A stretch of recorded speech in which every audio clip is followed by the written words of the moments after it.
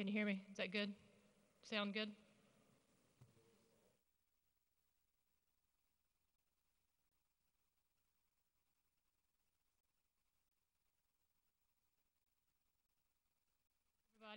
Thank y'all all for coming.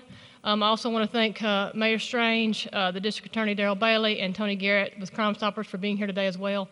You're going to hear comments from them here shortly. So why are we here? This briefing is to provide you with information regarding significant developments in an investigation that has linked 8 separate cases that has spanned the time frame of late September to mid-October and has resulted in the arrests of 4 teenage suspects. MPD has charged these 4 suspects, all of whom are teenagers, with a combined total of 31 felonies to date. And all 4 are being held at the Montgomery County Detention Facility. All are being charged as adults under combined bonds totaling $1.56 million. Now that they have been arrested and charged, we're at the point that we can release some information regarding these cases. So we'll begin by doing that with Chief Ernest Finley for his comments.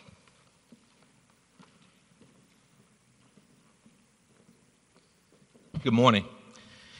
I'm here this morning just to really brag about the great men and women that you see to my left with the Montgomery Police Department on the diligent and great effort that they did for about 3 weeks, because I think it's important when we're able to link cases together and by doing that show the urgency. And so this was something that we had to get together as a unit, as a department, but also get other resources involved to really make this happen. And so again, I just want to really commend them and thank them for the long hours and time that they spend to really make this happen. But the leader that I want to bring up to kind of bring this to a head is Chief Tatum, and he's going to go over how it started, how it ended, and just the great work that not only the police department and our resources did, outside resources, but also the community. Scott. Thank you, sir. Good morning. As you've already heard, we're here to discuss a significant case that we have been able to make some significant arrests in here in the past couple of days. So I'm going to try to give you an overview of what's kind of taken place over the past 3 weeks or so. First thing I want to do is reiterate what Chief Finley said and just say how proud I am of the Montgomery Police Department as a whole. The success and capture of 4 criminals was due to a combined effort throughout the police department.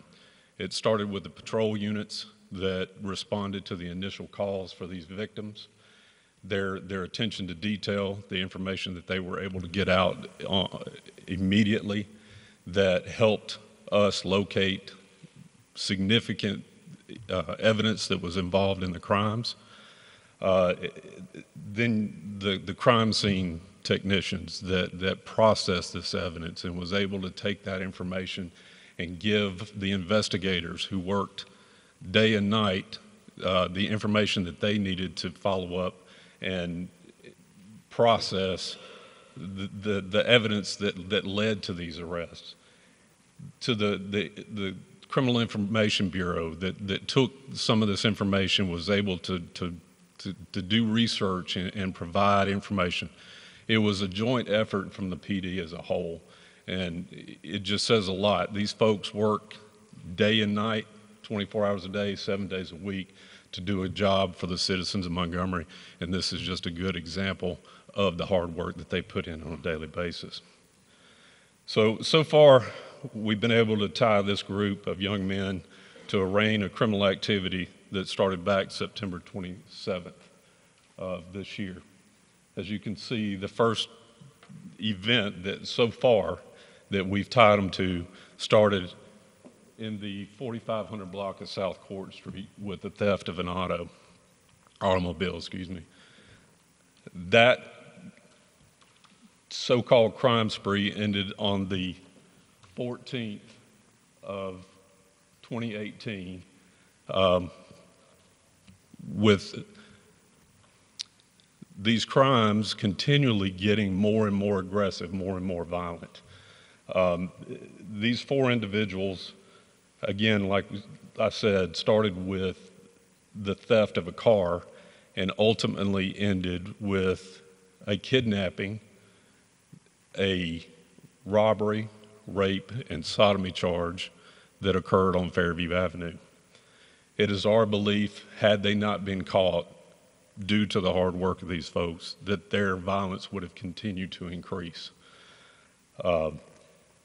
As you can see from the chart, they're responsible for various crimes that span over several weeks. During the course of the investigation, the detectives were able to identify suspects and process the evidence that led to the arrest of each of these individuals. This took time and a coordinated effort by everyone involved.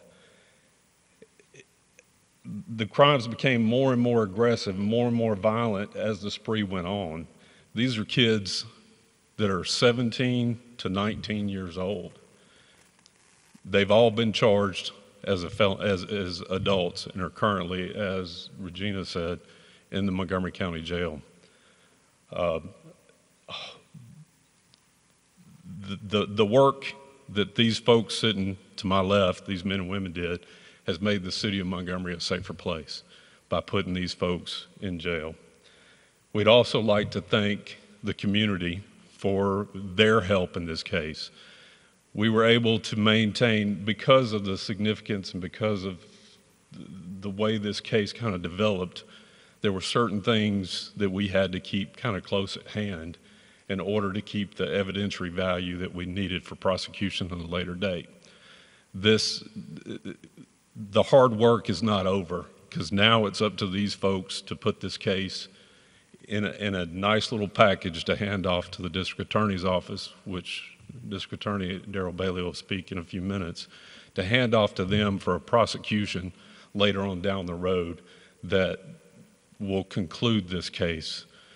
So there were things that we had to keep close in order to, once we got the evidence, in order to process it and provide them with the necessary information they need in order for a good trial later on down the road. But everything was done tactically. As we were able to use Tony Garrett, which will speak shortly, with Crime Stoppers later on in this case to help identify one of our individuals, and through Crime Stoppers, through other tips from the community, we were able to arrest the last individual yesterday morning and take him off the streets. So we will again thank the community for their involvement, thank everybody. It goes back to the see something, say something. We got to have your help. We can't do it alone. So with that being said, I'd like to introduce Mayor Strange.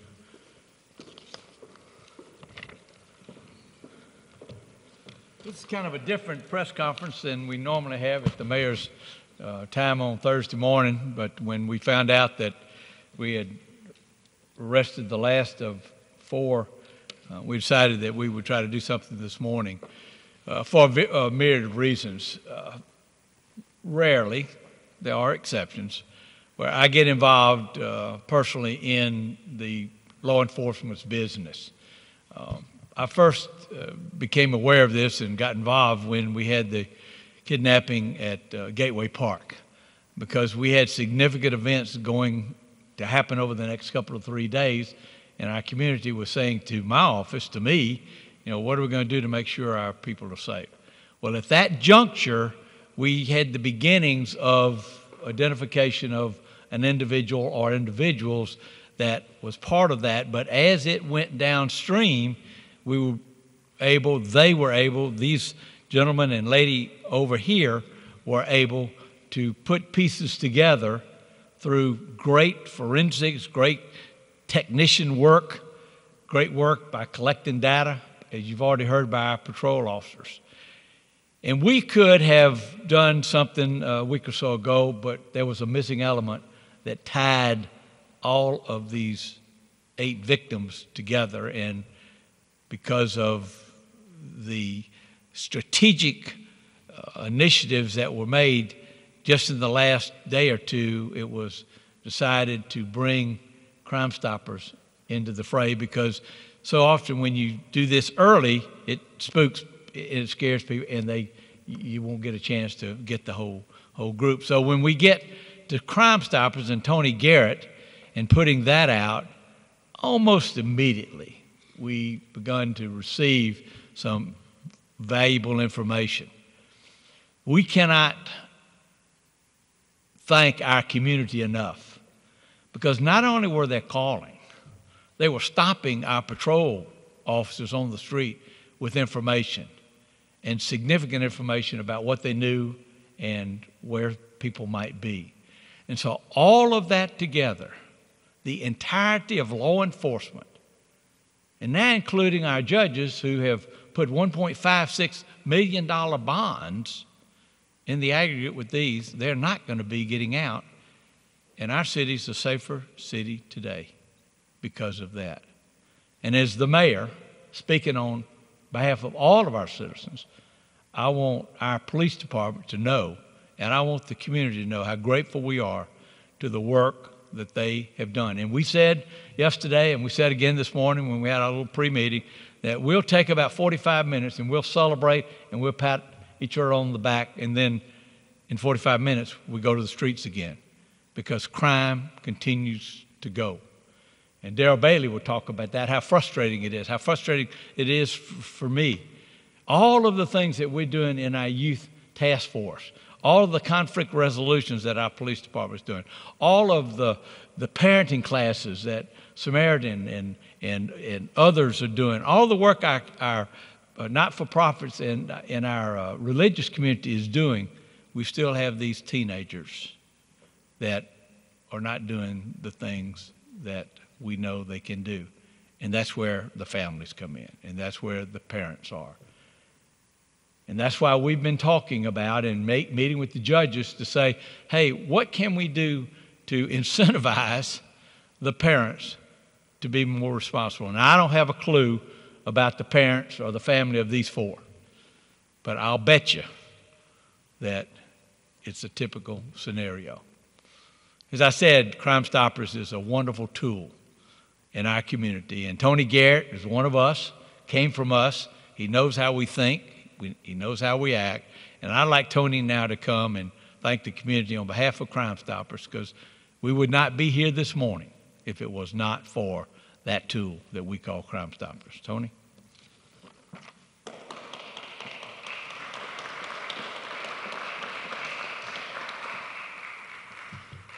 Actually, you've heard everyone that came up here to speak before me, you've heard them say community. Crime Stoppers is a community program. It's not me, it's not an office full of people or anything like that. It's you. It's when you see a crime and you see something and you don't have the tools to call law enforcement because of some other element, that's why we're here. And that's exactly what happened here today. Because several people they knew something, don't know why, but they decide to use 215-STOP or they decide to use our app. When there's crime in the community, we need the community to step up, and that's why this program is here. We want you to call 911. If you cannot call 911, please use Crime Stoppers so these detectives can have something to go off of. There are so many crimes that are out there that are still unsolved, and we still need your help. These investigators need your help. It's not like it is on television. I cannot say that enough, where you see them solve a crime within 30 minutes. No, it takes the community to stand up and say, this is what I saw, this is what I heard, this is the little smidget of information I have. Everything that you know, everything that you're holding on to, you never know that it may be the key element to solve one of these homicides, one of these investigations. So again, thank the community for standing up and making our community safe. And I will just remind everyone that those that have been involved in Crime Stoppers will in fact get a reward for the role that they played. It'll be a monetary. Well, Mayor, we'll pay out about $4,000 this month alone at the end of the month. Super, thank you. You already heard we had 4 teenagers. That doesn't include the Eastdale Mall scenario that we now have a person in custody. So that was going on simultaneously.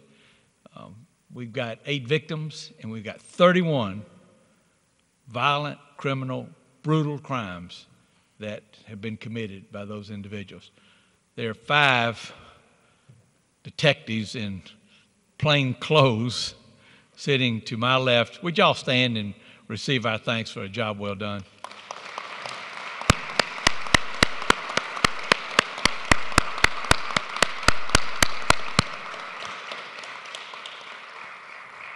Thank you, guys. And so acknowledging them, it doesn't diminish the work of everybody in uniform, everybody that had a part in making this success today. Dale Bailey and I have been kind of locked at the hip for a number of years now relative to our crime and particularly the teenage side of the equation. Working with the tools that we had, looking for additional tools that we can put in place to help our kids have a better life, a better parent, a better family. And we work with them to make sure that the charges that we're leveling are sustainable. And his staff, his organization now will take that package that still has to be prepared to complete it and to give it to them, to the grand jury. And I know Darrell appreciates the work that they've done, and I'd like for him to come and share that enthusiasm, because as we are celebrating right this moment for about 45 minutes, he's joining us, but yet there's work to be done, because even this afternoon he has to deal with that individual that was charged in the Eastdale Mall. So, District Attorney, if you would come.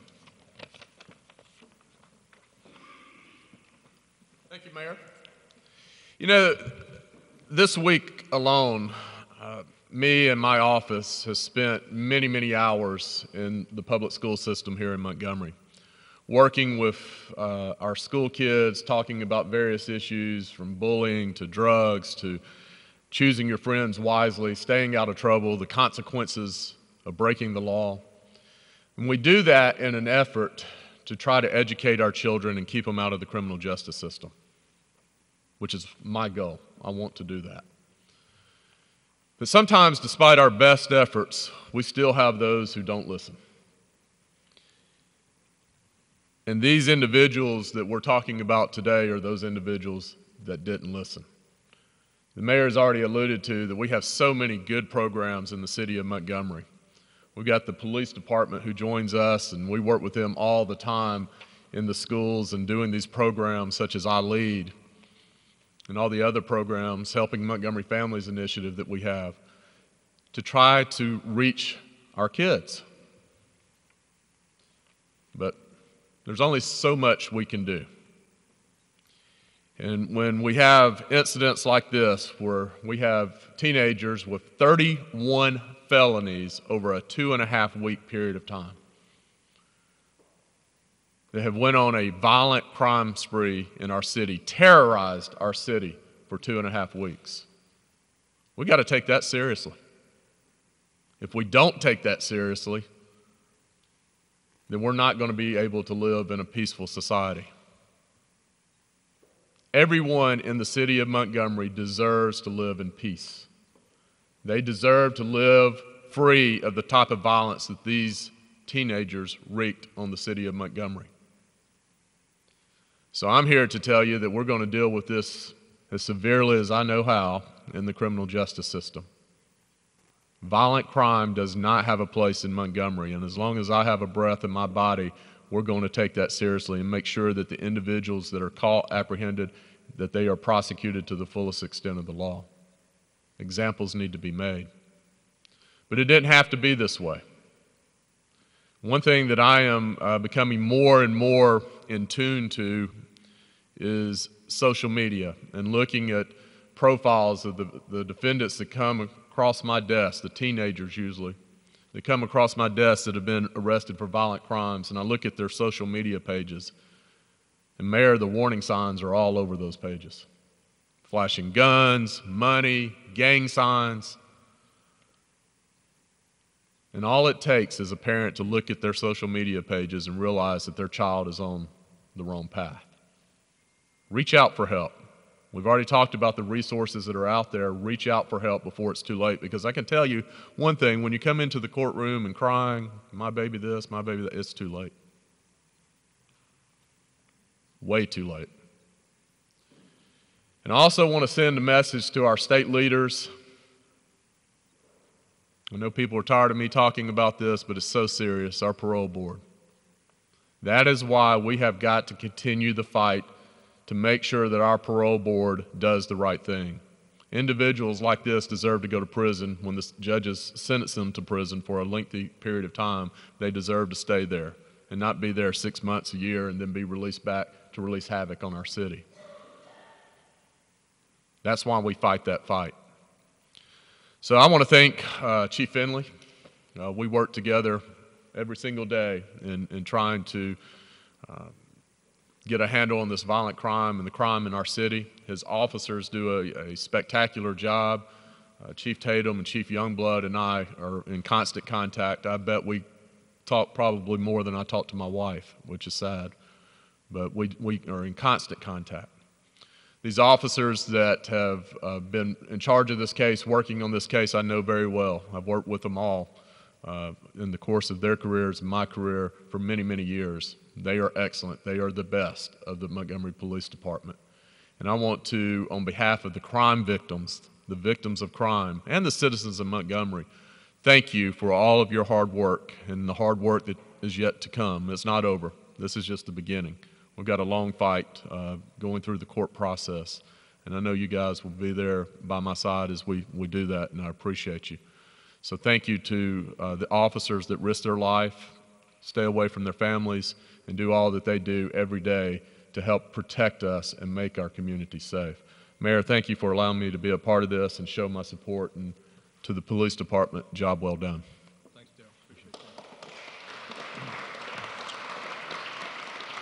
As we close, let me summarize. We had 4 teenagers. We had 8 victims. We had 31 brutal, violent crimes committed. We had great police work in totality. We had great community support. And now we have these 4 individuals incarcerated, arrested, and charged as adults.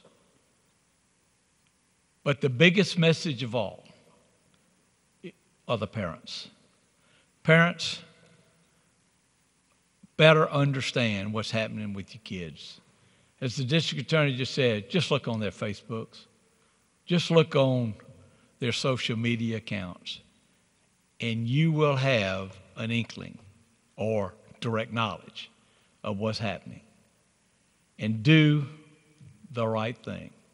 When you see something, say something, so that we can take these violent teenagers and adults off the street and keep them in jail, try to rehabilitate them, but God forbid we let them out to run the streets of Montgomery and commit crimes again. Seldom do we say to the media, if you have questions, we're more than happy to take them. We've got all the brain power, the resources. So if the media has any questions relative to this, we're more than happy to receive them now. And if not, then you can get with Regina, who I think would be prepared to answer other questions. Any questions from the media? Sure.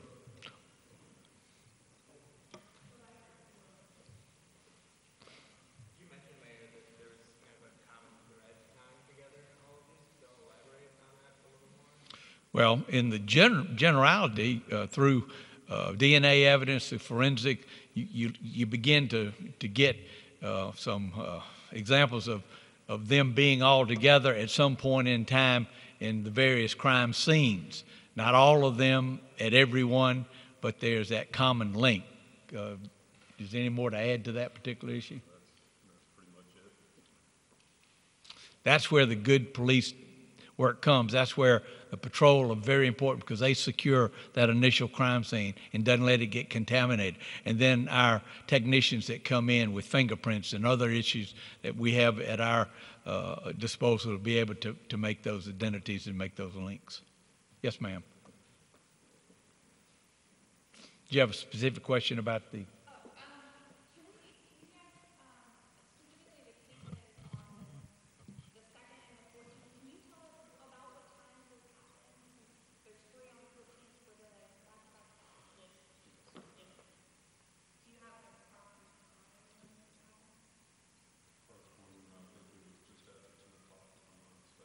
$10 o'clock.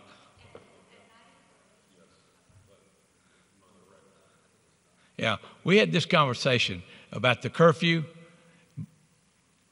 Most, if not all of these, would not have been affected by a curfew in any shape, form, or fashion. I don't know if that's where you were going, but that was the first question I asked.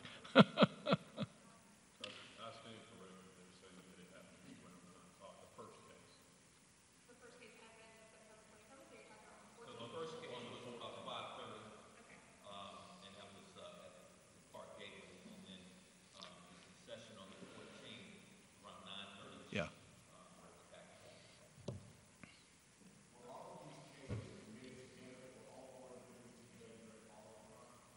No. So then are they all, so they're being charged with different crimes, or are they all being charged with? They all know each other. All four individuals know each other. And at some point in all these crimes, one or two or more of those individuals were together committing these crimes. That's why you see them all listed in the one diagram. It's because through the investigation, through the evidence and everything, they were able to be linked to each one of those crimes at some point. Yes. Yes. Yes. All ages, all races. No. What was the question? What was your question? Were any of them enrolled in school? No. No.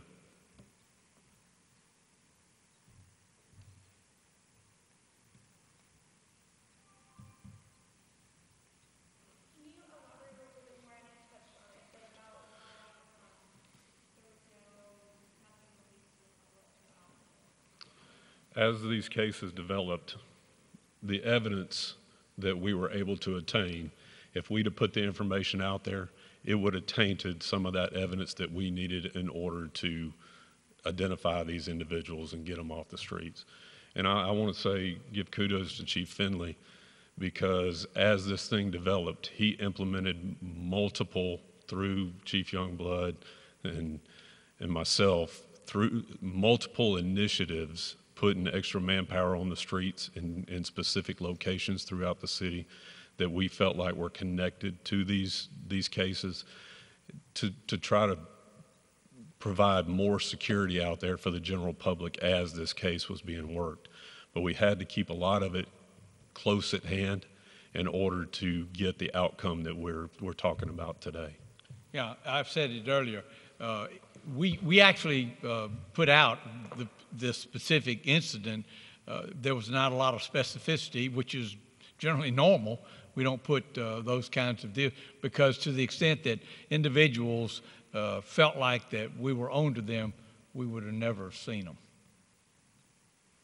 It was mentioned that it's not thought that they would continue, had they not been caught. Is that just because of the frequency of the crimes, or was there evidence otherwise of that? Well, I mean, you just have to look at the totality of everything that's up there.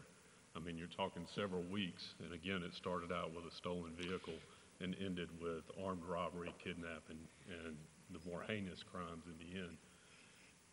And we have only charged them with 31. We suspect there are others that were earlier in this because it's no secret in that quadrant of our community, we've had some issues for some period of time.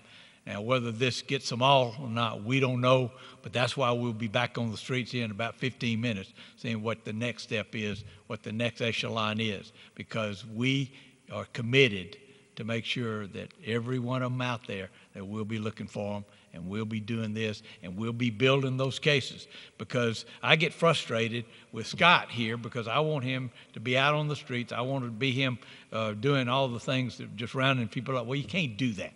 You obviously have to build the case, and that's why we've taken our time. We've built this case, and hopefully that we've given the district attorney the data and the information and the case that they can be successful in the convictions, putting these people away for a long, long time. And I'd like to add something to the community. If by seeing this, if any of this information looks like it's similar to a crime that another individual was involved in, please give us a call, because as the mayor said, this is just dating back to the 27th. We don't know, we've still got a lot of digging to do to confirm, to see if there's any other cases related. So if anybody has any information that they think may be helpful to us, or they recognize these events that they may be involved in also, please call us, because we can use anything we can get.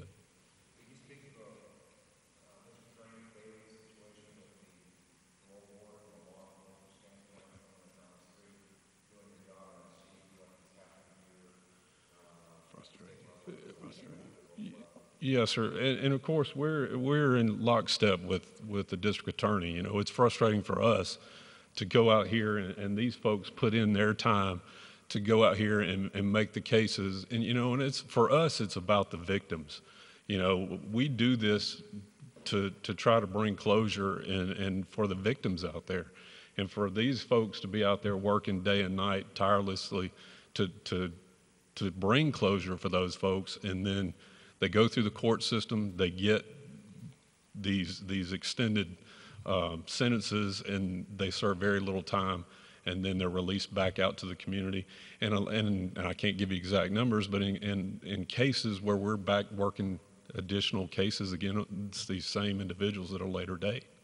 So yeah, it's frustrating for us as law enforcement. And even those that have been out on a bail. Or recommitting the serious offenses. So we stand in lockstep with the district attorney in his efforts and the governor's efforts, because we've got to change that paradigm. And you got to ask the question, well, why are we doing it? Is it because we need the beds in the prison? I hope not. Is it because they believe in redemption? Well, everybody has the opportunity to be redeemed, but if you got 40 years, you don't get out in 2.5, that kind of stuff. I see some nods over here. That's pretty frustrating.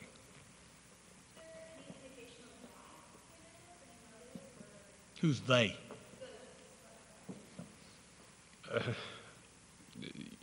No.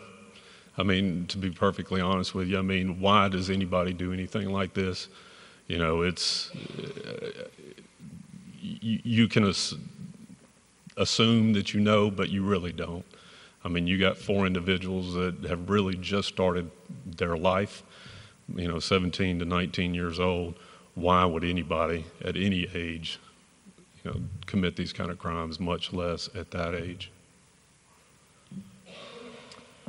Well, thank you so much. Hopefully we'll not have to be here again shortly, but if we are successful and we have some significant information, we'll share that with you. So thank you for being here.